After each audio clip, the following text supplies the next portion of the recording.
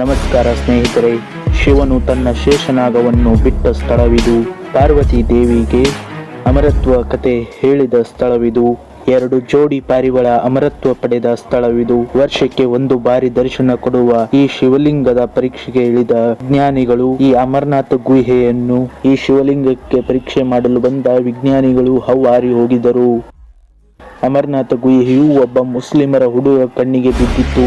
ಅದು ಹೇಗೆ, ಆ ಮುಸ್ಲಿಮರ ಹುಡುಗ ಯಾರು ಎಂಬುದು ಈ ವಿಡಿಯೋದಲ್ಲಿ ನೋಡೋಣ. ಈ ಅಮರನಾಥವನ್ನು ನೋಡಿಕೊಳ್ಳುವರು ಮುಸ್ಲಿಮರಂತೆ. ಹಾಗಾದರೆ ಅದರ ಹಿಂದಿನ ಕತೆ ಏನು? ಅಮರನಾಥ ಗುಹೆಯಲ್ಲಿ CCTVಯಲ್ಲಿ ಕಾಣಿಸಿದ ದೃಶ್ಯ ಯಾವುದು? ಅಮರನಾಥ ಗುಹೆಯಲ್ಲಿ CCTV ಇಟ್ಟರು. ಈ CCTV ನೋಡಿ ಹೌಹಾರಿ ಹೋಗಿದ್ದರು ವಿಜ್ಞಾನಿಗಳು. ಹಾಗಾದರೆ ಆ ಚಮತ್ಕಾರಿ ಗುಹೆಯಲ್ಲಿ ಕಂಡಿದ್ದಾದರೂ ಏನು?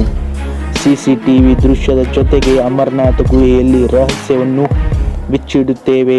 ವಿಡಿಯೋ ಶುರು ಮಾಡೋಕ್ಕಿಂತ ಮುಂಚೆ ಒಂದು ಲೈಕ್ ಮಾಡಿ ಮತ್ತು ಸಬ್ಸ್ಕ್ರೈಬ್ ಮಾಡಿ. ಇದೇ ನಮಗೆ ಈ ತರ ವಿಡಿಯೋ ಮಾಡೋದಕ್ಕೆ ಸ್ಫೂರ್ತಿ ತುಂಬುತ್ತದೆ. ನೀವೇನಾದರೂ ಅಮರನಾಥಕ್ಕೆ ಹೋಗುವ ಯೋಚನೆ ಇದ್ದರೆ, ಹೋಗಬೇಕೆಂದಿದ್ದರೆ ಪ್ಲೀಸ್ ಕಮೆಂಟ್ ಮಾಡಿ. ಹಾಗೆ ಶಿವನಿಗೆ ಇರುವ ಹೆಸರುಗಳು ಯಾವುವು ಎಂಬುದು ಕಮೆಂಟ್ನಲ್ಲಿ ತಿಳಿಸಿ.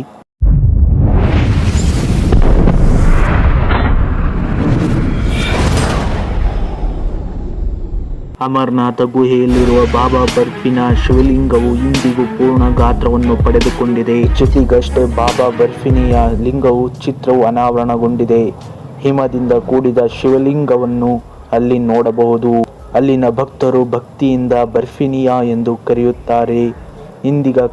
ಇಂದಿನ ಕಾಶ್ಮೀರ ದಕ್ಷಿಣ ಭಾಗದಲ್ಲಿರುವ ಪವಿತ್ರ ಗುಹೆಯಲ್ಲಿರುವ ಹಿಮಲಿಂಗದ ಚಿತ್ರಗಳು ಅನಾವರಣಗೊಂಡಿದೆ. ಕಳೆದ ವರ್ಷವು ಜೂನ್ ಕೊನೆಯಲ್ಲಿ ಅಮರನಾಥ ಯಾತ್ರೆ ಕೈಗೊಳ್ಳಲಾಗಿತ್ತು.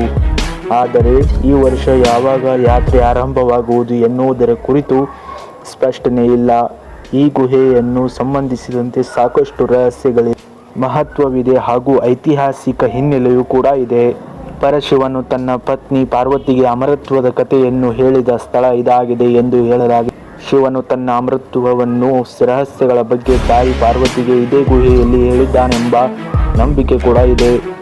ಈ ಸ್ಥಳದಲ್ಲಿ ಶಿವ ಪಾರ್ವತಿಗೆ ಸೃಷ್ಟಿದ ನಂತರವೂ ಬ್ರಹ್ಮ ವಿಷ್ಣು ಮಹೇಶ್ವರರು ಯಾಕೆ ಅಮರರಾಗಿರುತ್ತಾರೆ, ಯಾಕೆ ತ್ರಿಮೂರ್ತಿ ದೇವರುಗಳಿಗೆ ಅಂತ್ಯವಿಲ್ಲ ಎನ್ನುವುದು ಇಲ್ಲಿಯೇ ಹೇಳಿದಂತೆ ಶಿವಪುರಾಣದಲ್ಲಿ ಪಾರ್ವತಿ ಶಿವನಿಗೆ ಕೇಳಿದ ಪ್ರಶ್ನೆಯ ಕುರಿತು ಉಲ್ಲೇಖಿಸಲಾಗಿದೆ. ಪಾರ್ವತಿ ದೇವಿಯು ಅಮರನಾಥ ಗುಹೆಯಲ್ಲಿ ಒಮ್ಮೆ ಪರಮೇಶ್ವರನಲ್ಲಿ ನೀವು ಕುತ್ತಿಗೆಯ ರುಂಡ ಮಾಲೆಯನ್ನು ಧರಿಸಿರುವುದಿಲ್ಲ, ಅದು ಯಾರ ತಲೆಬುರುಡೆಗಳು ಯಾವ ಕಾರಣಕ್ಕಾಗಿ ಧರಿಸಿದ್ದೀರಿ ಎಂಬ ಪ್ರಶ್ನಿಸುತ್ತಾಳೆ.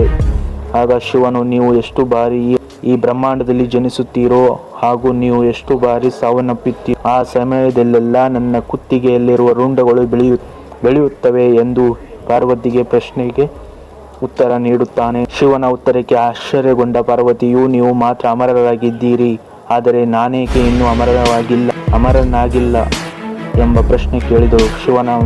ಶಿವನು ಪಾರ್ವತಿ ದೇವಿಗೆ ಅಮರತ್ವದ ಕಥೆಯನ್ನು ಹೇಳುತ್ತಿರುವಾಗ ಆ ಗುಹೆಯಲ್ಲಿ 2 ಜೋಡಿ ಪಾರಿವಾಳಗಳು ಕೂಡ ಅಲ್ಲಿದ್ದವಂತೆ. ಅವರೊಂದಿಗೆ ಇದ್ದಿತು ಎಂಬ ನಂಬಿಕೆ ಇದೆ. ಶಿವನು ಬಾಯಿಯಿಂದ ಅಮರತ್ವದ ಕಥೆಯನ್ನು ಕೇಳಿದ ನಂತರ ಆ ಜೋಡಿ ಪಾರಿವಾಳಗಳು ಕೂಡ ಅಮರತ್ವವನ್ನು ಪಡೆಯಿತೆಂದು ಹೇಳಲಾಗಿದೆ. ಇದೇ ಕಾರಣದಿಂದ ಇಂದಿಗೂ ಕೂಡ ಅಮರನಾಥ ಗುಹೆಯಲ್ಲಿ ಜೋಡಿ ಪಾರಿವಾಳಗಳು ಅಮರವಾಗಿದೆ. ಅಮರನಾಥ ಗುಹೆಯಲ್ಲಿ ಈ ದಂಪತಿ ಪಾರಿವಾಳಗಳು ನೋಡಲು ಬರುವ ವ್ಯಕ್ತಿಯು ಮೋಕ್ಷವನ್ನು ಪಡೆಯುತ್ತಾನೆಂಬ ನಂಬಿಕೆ ಕೂಡ ಇದೆ. ಅಮರನಾಥ ಗುಹೆಯಲ್ಲಿ ಮಂಜುಗಡ್ಡೆ ಅಥವಾ ಹಿಮದಿಂದ ರೂಪುಗೊಂಡ ಶಿವಲಿಂಗವು ಗಟ್ಟಿಯಾದ ಹಿಮದಿಂದ ಆವೃತವಾದರೆ ಇನ್ನು ಅದರ ಸುತ್ತಲಿರುವ ಒಂದು ಹೊರಗಿನ ಹಿಮವು ಮೃದುವಾಗಿದೆ. ಇದರ ಹಿಂದಿನ ರಹಸ್ಯವನ್ನು ಕೂಡ ಯಾರಿಗೂ ತಿಳಿಯಲಾಗಿಲ್ಲ. ಎಷ್ಟೇ ಪ್ರಯತ್ನಿಸಿದರೂ ಕೂಡ ಅದು ವಿಫಲವಾಗಿದೆ. ಹಿಮದ ವಿಷಯವೂ ಕೂಡ ರಹಸ್ಯವಾಗಿಯೇ ಇಲ್ಲಿ ಉಳಿದಿದೆ. ಅಮರನಾಥ ಯಾತ್ರೆಗೆಂದು ಕಾಲ್ನಡಿಗೆಯಲ್ಲಿ ಬಂದ ಭಕ್ತರು ತುಂಬಾ ದಣಿದಿರುತ್ತಾರೆ. ತಾಳಲಾರದಷ್ಟು ಬಿಸಿಲು ಬಂದು ಬಿಡುತ್ತದೆ. ಅದೇ ಹಿಮ ಬಿತ್ತೆಂದರೂ ಕೂಡ ಅಷ್ಟೇ ಕಷ್ಟವಾಗಿ ಬಿಡುತ್ತದೆ. ಆದರೆ ಭಕ್ತಾದಿಗಳು ದೇವಾಲಯವನ್ನು ತಲುಪುತ್ತಿದ್ದಂತೆ ಅವರ ಆಯಸ್ಸು ಎಲ್ಲವೂ ಕೂಡ ಮಾಯವಾಗುತ್ತದೆ ಎಂದು ಹೇಳಲಾಗಿದೆ.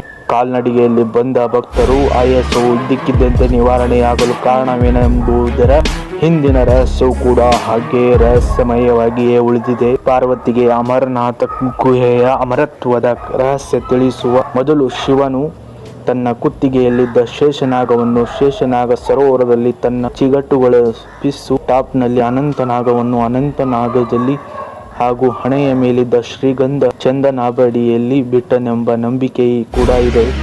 ತನ್ನ ದೇಹದಲ್ಲಿ ಎಲ್ಲಾ ಜೀವಿಗಳು ತನ್ನಿಂದಲೇ ತೆಗೆದುಹಾಕಿ ಈ ಗುಹೆಯಲ್ಲಿ ಪಾರ್ವತಿಗೆ ಅಮರ ಎಂಬ ರಹಸ್ಯವನ್ನು ತಿಳಿಸಿದನೆಂಬ ಉಲ್ಲೇಖವೂ ಇದೆ.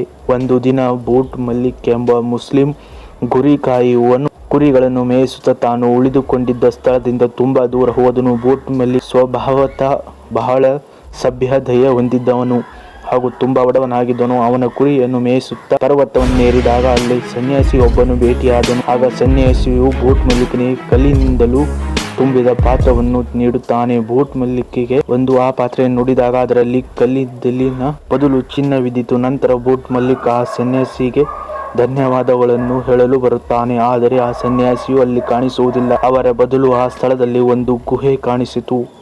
ಪಾರ್ವತಿ ದೇವಿಗೆ ಅಮರನಾಥ ಕಥೆಯನ್ನು ಹೇಳಲು ಶಿವನು ಗುಹೆ ಒಳಗೆ ಪ್ರವೇಶಿಸುತ್ತಾನೆ. ಆಗ ಗುಹೆಯಲ್ಲಿರುವ ಜೀವಿಗಳು ನೋಡಿ ಕಾಲಾಗ್ನಿಯನ್ನು ಕರೆದು ಆ ಜೀವಿಗಳನ್ನೆಲ್ಲ ನಾಶ ಮಾಡುವಂತೆ ಹೇಳುತ್ತಾನೆ. ಕಾಲಾಗ್ನಿಯು ಶಿವನ ಆದೇಶವನ್ನು ಮೇರೆಗೆ ಗುಹೆಯಲ್ಲಿದ್ದ ಜೀವಿಗಳನ್ನು ನಾಶ ಮಾಡುತ್ತಾನೆ. ಆದರೆ ಆ ಗುಹೆಯಲ್ಲಿ ಪಾರಿವಾಳ 2 ಮೊಟ್ಟೆಗಳು ನೋಡುತ್ತಾನೆ. ಮೊಟ್ಟೆಗಳನ್ನು ಜೀವವಿರುವ ಜೀವಿ ಅಲ್ಲ ಎಂದು ತಿಳಿದು ಅವುಗಳನ್ನು ನಾಶ ಮಾಡದೆ ಹಾಗೆ ಬಿಟ್ಟು ಬಿಡುತ್ತಾನೆ. ಶಿವನ ಗುಹೆಯಲ್ಲಿ ಪಾರ್ವತಿಗೆ ಅಮರತ್ವದ ಕಥೆಯನ್ನು ಹೇಳಲು ಆ ಸಂದರ್ಭದಲ್ಲಿ ಪಾರಿವಾಳಗಳ ಮೊಟ್ಟೆಯಿಂದ 2 ಪಾರಿವಾಳಗಳು ಹೊರ ಬಂದು ಶಿವನು ಹೇಳುತ್ತಿದ್ದ ಅಮರತ್ವದ ಕಥೆಯನ್ನು ಕೇಳಿಕೊಳ್ಳುತ್ತದೆ. ಆದ್ದರಿಂದ ಅಮರನಾಥ ಗುಹೆಯು ಶಿವ ಮತ್ತು ಪಾರ್ವತಿಗಳಿಗಿರುವಷ್ಟೇ ಮಹತ್ವ ಈ ಜೋಡಿ ಪಾರಿವಾಳಕ್ಕೂ ಕೂಡ ದೊರೆಯುತ್ತದೆ. ಅಮರನಾಥ ಶಿವಲಿಂಗದ ಕಥೆ ಈ ತರ ಇರುತ್ತೆ. ಇನ್ನೂ ನೀವು ನಮ್ಮ ಚಾನಲ್ಗೆ ಸಬ್ಸ್ಕ್ರೈಬ್ ಮಾಡಿದಿಲ್ಲ ಅಂದರೆ ಈಗಲೇ ಸಬ್ಸ್ಕ್ರೈಬ್ ಮಾಡಿ, ಬೆಲ್ ಐಕನ್ ಮೇಲೆ ಕ್ಲಿಕ್ ಮಾಡಿ, ಆಲ್ ಮೇಲೆ ಕ್ಲಿಕ್ ಮಾಡಿ.